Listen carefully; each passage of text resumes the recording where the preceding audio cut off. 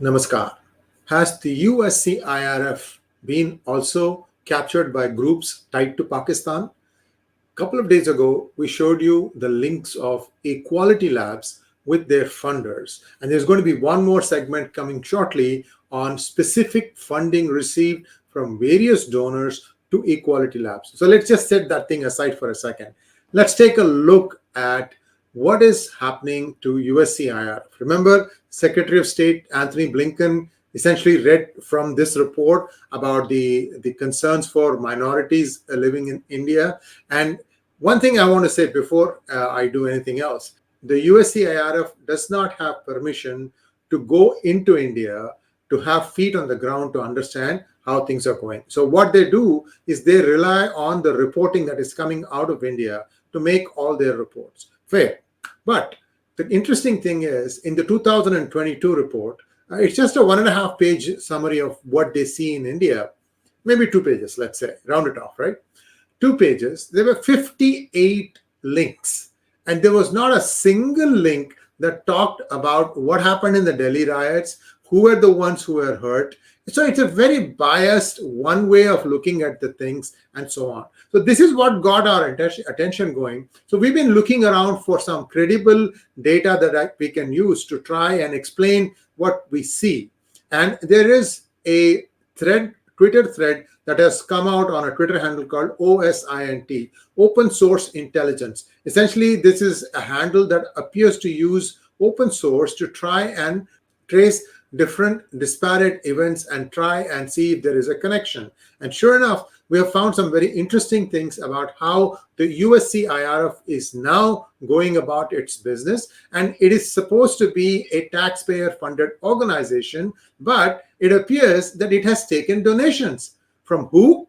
That's where the penny drops. Here you go. So last couple of days, Rana Ayyub, who else, has been quoting this USCIRF to show that the minorities are suffering in India, and never mind that she turns completely blind to what, 12 incidents of stone pelting all across India in a planned manner that they can't explain. So they won't even look at it, but they'll still maintain, and 16 people have died in Kashmir, and all of them are Hindus.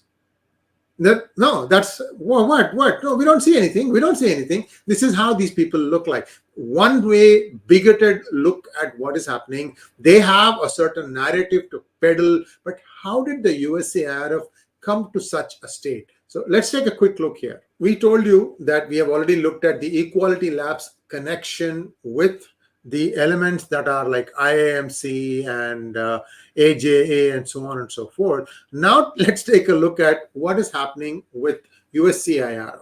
So the USCIRF has been around for a while. In fact, Bill Clinton established it. I think he wanted to pander to his Bible Belt constituency to make them feel good that whatever money they were donating to various causes around the world was yielding the right results. By that, I mean conversion.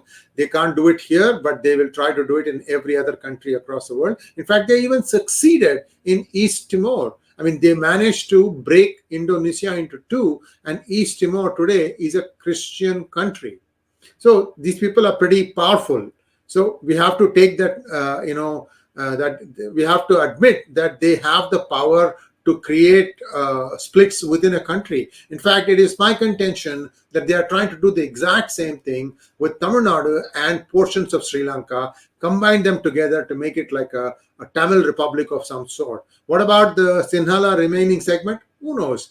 At one point, they might convert that also into Christian. So it will be like a Christian Republic of Southern India or something like that.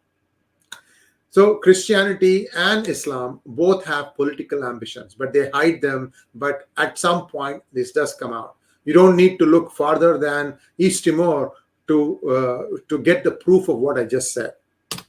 Who is the current chair? She is Nadine Mainza. She was appointed by Donald Trump. I don't have much negative to say about her except for one thing, and I'll say that towards the end of this talk. A closer look at the authors who compiled this USCIRF report gives you some very big revelations.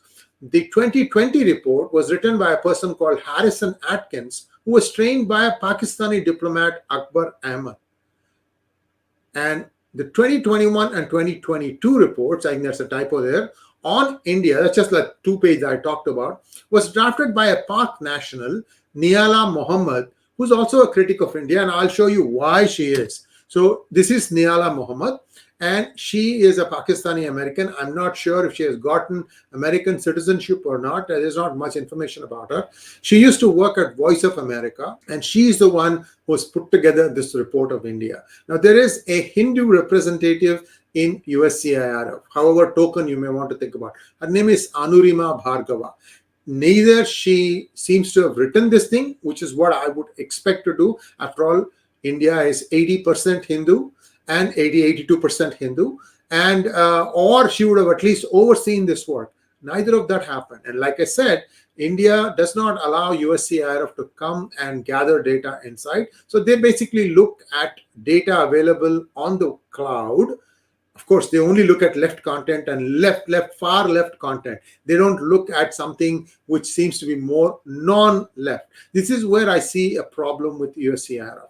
But what pushed them to look only at the other things? What pushes them to keep highlighting or trying to highlight that the minorities are not safe in India? Let's take a look at what other funding they got. Now, here's where the things get very interesting. There is a group called Burma Task Force. Now, Burma Task Force is a group that is comprising of many Pakistani Americans. Maybe they are still Pakistani citizens. That's not important. The fact that is important is they have formed a task force. Now, this is now part of some other entity, and I'll come to that in just a minute. But this task force paid $267,000 between 2018 to 2020 to lobby the USCIRF and get India as a country of particular concern. How do we know? It was there in their website, but go and look for it now. You may not be so lucky. This is the other problem they have. They don't hesitate to cover their tracks by erasing previous pages.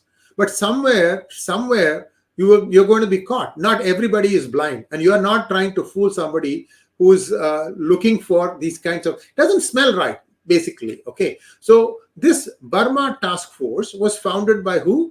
Abdul Malik Mujahid. I'll show you the picture of him in the next slide. In fact, the same person showed up in the Equality Labs report also. Sheikh Obaid, he's the IIMC founder. And 1971, war criminal Ashrafuzzaman Khan. I don't know what India is going to do to undo this. Perhaps India doesn't care.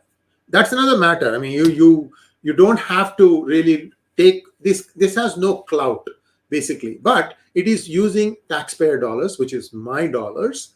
And that's where I come in. And I'm concerned that it is doing both. It is having the cake and eating it too. If it is funded by taxpayers, then why is it accepting global funding? Why did it take money from Burma Task Force? $267,000. This is the question that I'm asking. I know they won't respond. They don't think that they need to be responding to American citizens. That's okay. This is all going to build up, and just watch when the tsunami breaks out. The IIMC has been engaging with USCIRF for a long time, and they have tried various ways to try and blacklist India, try to embarrass India, and so on and so forth. They have sprouted Hindu-sounding names which are also indirectly linked with them, so that people who are thinking, oh, this is an organization that perhaps looks for the interests of Hindus, actually it is not. So these are all some of the things that these people are doing. So what is the problem that I said I have with Nadine? Well, Nadine was one of the speakers at a conference hosted by Hindus for Human Rights. This is the red herring. This is the one that is not for Hindus. In fact, if you look at the hangout that I did with Nikunj Trivedi, he lays it out who these people are. They even have, the person in the front is an Indian-sounding, Hindu-sounding name. Don't be taken in. Also, the same panel included Senator Ed Markey, who's a senator from Massachusetts. There is something dubious about this, and I'll tell you what is dubious. When there were primaries for the Senate in 2020, Dr. Shiva Ayyadurai ran as a Republican candidate. In a previous primary, he ran as a Democrat. Elizabeth Warren made sure that he wouldn't even get on the podium to debate, and made sure that he got squashed. By 2020, he got wiser. He did a massive street campaigning, door-to-door campaigning. He spent 8 months of his personal money to try and get the word out there. And in that primary, the final results were that a last-minute senatorial candidate from the Republican Party got, I think, 59%, and Shiva Ayyadurai got 40%. But Shiva Ayyadurai smelt a rat, and he went to the person who was the custodian of the elections and said, I want to look at the images of all the ballots cast. Because he had a suspicion that some of the mailed ballots, or one category of ballots, were overwhelmingly for him. And that was only in one part of his constituency. The rest of the place, he didn't find that traction. So he had a doubt whether there was a problem here, whether there was a hanky-panky. The Massachusetts state said that no, they don't have ballot images, at which point Dr. Shiva Ayyadurai, tweeted it out saying that this is not right. You're supposed to keep all the records for 22 months. However, this is where things get even more interesting. Many people weighed in, including Harvard and other experts. After all, you're talking about Massachusetts. And they said that it is not necessary for this to be kept for 22 months. Plus, they had never taken ballot images. What it means is the ballots are there. It is in the custody of the government. Unless they destroy it, that is there. But for them to be opened and a manual count be done, a judge would have to approve it. So what did Dr. Ayyadurai do? I believe he has 2 lawsuits. If there is any chance that he wins one of those, then trust me, this would be the first time somebody would prove that 2020 elections were manipulated. Thanks for watching. Please like, share, and subscribe to our channel. And do not forget to click on the bell button for notifications. And you also know that if you like this program, please show your support by clicking on the super thanks button. Thank you very much. Namaskar.